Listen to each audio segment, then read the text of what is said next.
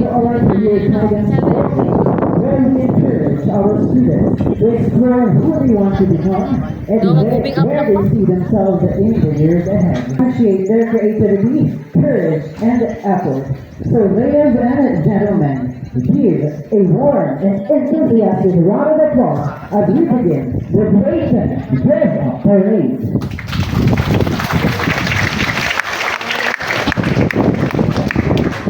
Security guard siya.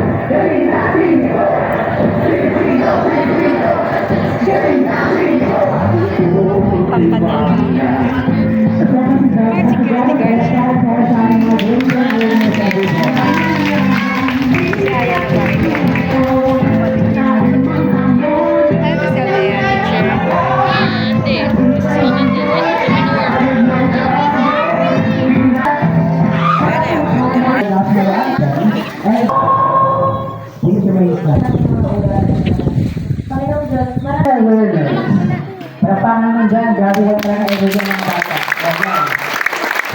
Let's enjoy the show.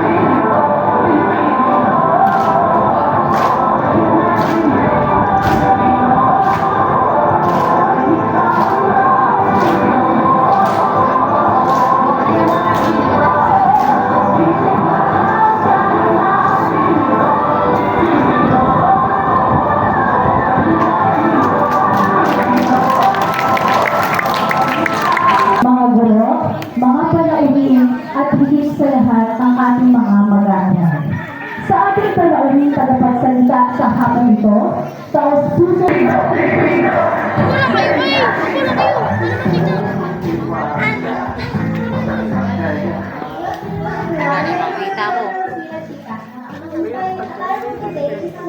Police is a hero, bro, patrolling all night and day and helping people.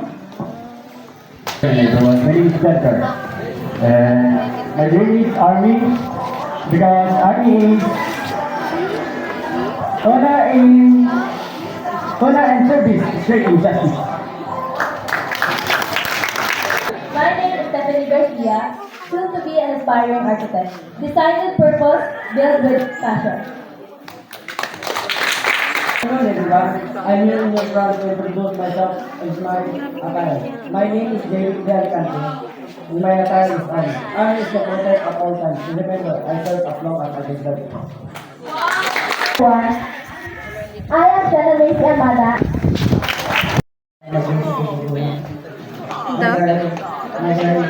Hello everyone, my name is Rita May Manalo, aspiring to be administrative assistant someday. Your role is not just answering calls, it's about answering needs. The future is unemployment. Ngayon wala ang pagkakas. Kapag may tuloy, may amin.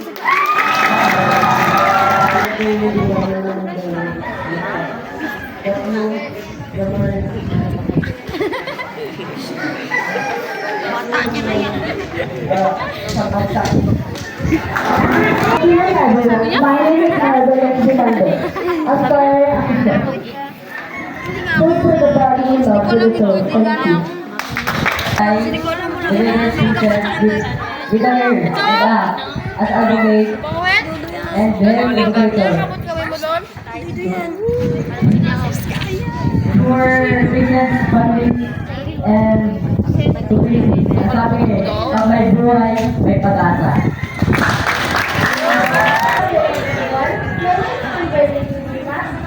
Our other activity is art activity the same. Wala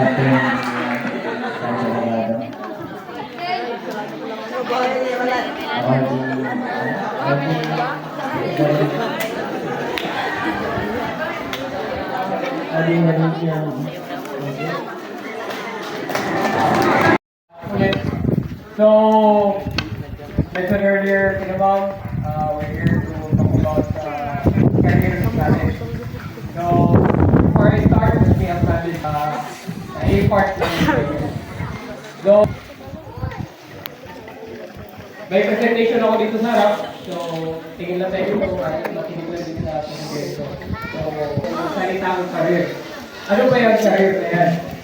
So, itong nakasulat dito sa harap na career as a first platoon commander. Pero aside doon, may mga additional duties pa as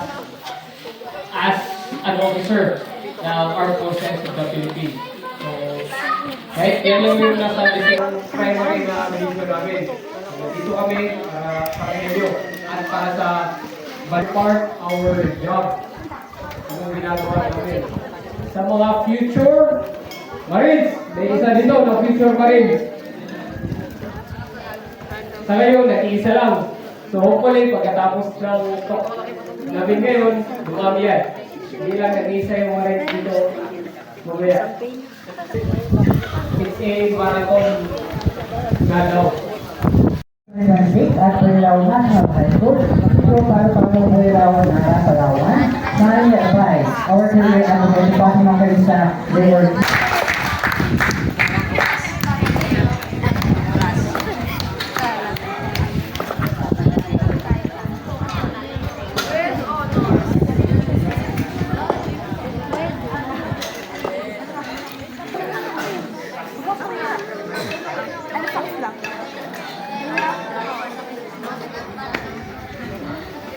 May electo, registered leader.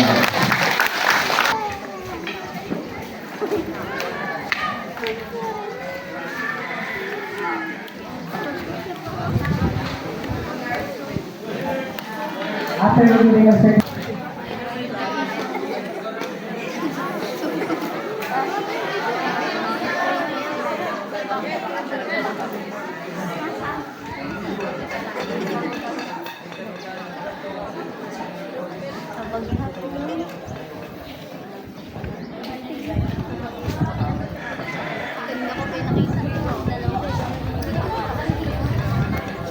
began for our officers and female category.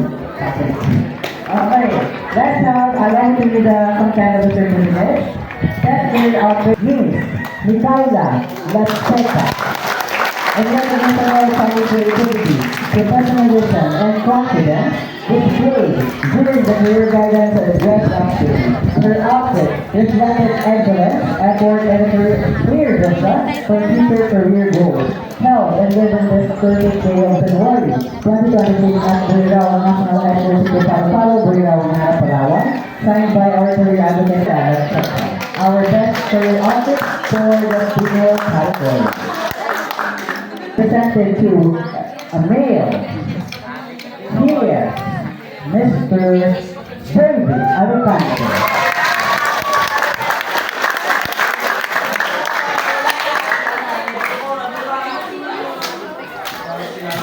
Congratulations to David. Best career outfit.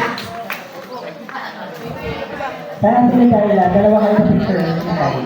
And they will address our concerns regarding po sa career. Everyone. Gusto ko lang po yung malaman na... Dito ko eh. Sir, gusto ko lang po malaman na kung ano yung kinuha mong course bago ka naging minus.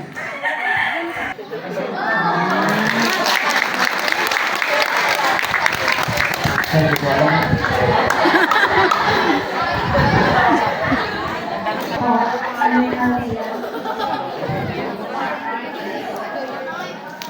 Ano po?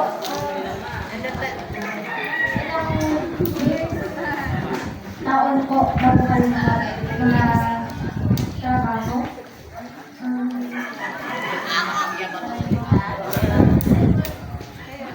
Sinong ina-address mo kanina? Ay, kay sir.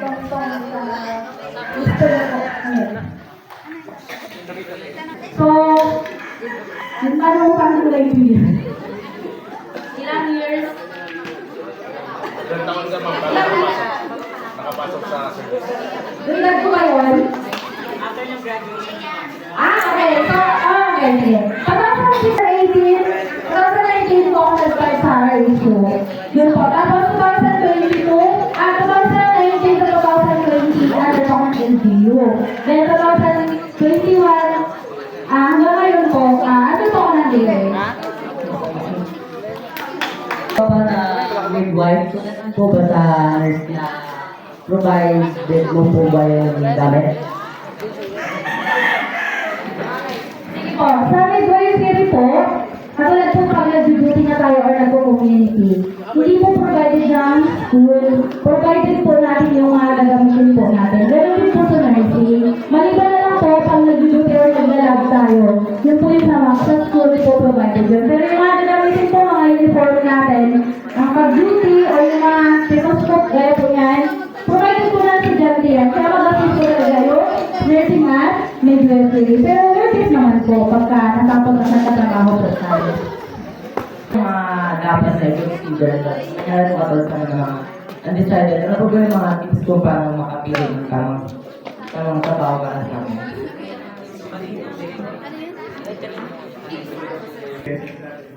So, kung ano yung napagdaanan ko, kuha ako doon yung experience ko. So, since college days ko doon, maraming mga disaster na nangyari doon. Yung mga panahon na yun. Kaya naisipan ko mag-give back ako doon. Kaya naghanap ako ng professor na makatulong to help the community. So, yun muna is training. So, ano yung professor yun. Hindi ako nag-nurse, hindi ako nag-doktor, pero papasok ako sa service na catholic community. Tapos, naisipan ko may not-expand ko, may not maghanap ng trabaho na may tawag ako at nakakatulong pa rin sa kapwa ko Pilipinas. So, yun, yung apply ko sa military. So, yun ang pinagpasya ko. So, I'm trying to reflect sa other speakers. Katulad ng kanina yung sinabi ko, siyempre, know yourself. Tapos yung, kung ano yung, alam mo na kaya mo, tulad yan, halimbawa, takot ka sa dugo. Tapos, kukunin mo ay mag-nurse ka mag-adra. So, pag halimbawa naman, katulad naman sa akin, sa experience ko, nung kabataan ko, mahilig ako mag-join sa mga youth camp, kung may mga activities sa mga kabataan, tapos isa ako sa parang nag-lead sa mga kapwa ko kabataan, tapos may mga bata, mga gano'n. So, parang naging, yun na parang naging ano ko,